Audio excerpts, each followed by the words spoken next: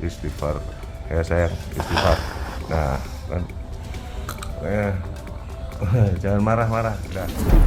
Kasus penganiayaan yang dialami Kristalino David Ozora Latumahina alias David, seorang anak pengurus GP Ansor yang masih berusia 17 tahun cukup menyita perhatian. Kasus yang didalangi oleh anak seorang pegawai pajak Mario Dandi menyisakan kesedihan di mata keluarga.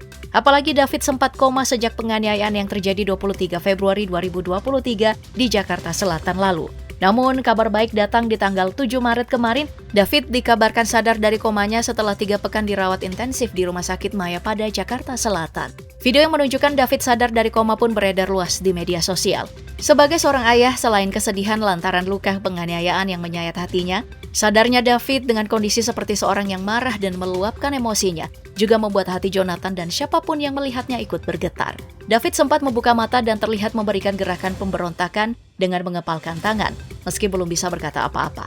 Bahkan belum bisa mengenali siapapun termasuk ayahnya sendiri. Reaksi emosional yang ditunjukkan David tersebut karena memori terakhirnya setelah penganiayaan yang dilakukan oleh Mario Dandi dan rekannya. Sebelum akhirnya David koma dan dilarikan ke rumah sakit. Akibat reaksi yang ditunjukkan David tersebut, dokter harus mengikat tangannya agar tidak jatuh dari tempat tidur. Namun hal tersebut mengindikasikan jika kondisi David perlahan membaik dan sedang dalam tahap pemulihan. Kabar kondisi David yang sudah membaik ini juga disampaikan sang ayah, Jonathan Latumahina, dalam akun Twitter pribadinya yang bernama @666 hari Selasa, tanggal 7 Maret lalu. Dalam keterangan postingannya, Jonathan menyebut jika sang anak sedang memasuki fase pemulihan emosional. Sayangnya David belum bisa mengenali siapapun yang datang melihat kondisinya. Dalam akun tersebut, Jonathan juga membagikan video yang memperlihatkan dirinya tengah menenangkan sang anak, yang tampak dipasangi sejumlah alat kesehatan di tubuhnya. Kamu harus sabar ya, harus sabar boy. Istighfar.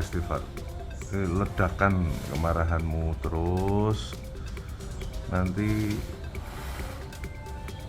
tenagamu dipakai untuk penyembuhanmu. Aku tahu kamu lagi marah, tapi udah cukup. Sebelumnya, Jonathan juga aktif membagikan perkembangan sang anak melalui akun Twitternya yang sudah diikuti 17,7 ribu pengikut. Sedangkan pelaku penganiayaan Mario Dandi dan pelaku lainnya yang turut terlibat sudah ditetapkan sebagai tersangka. Sebagai tindak lanjut, penyidik dari Polda Metro Jaya akan menggelar rekonstruksi di lokasi penganiayaan di kawasan Ulu Jami, Pesanggerahan, Jakarta Selatan, tanggal 10 Maret 2023. Rekonstruksi yang dilakukan untuk mencocokkan alat bukti yang ada dengan keterangan para saksi dan tersangka dalam kasus ini. Total 23 adegan akan diperagakan oleh semua terduga pelaku.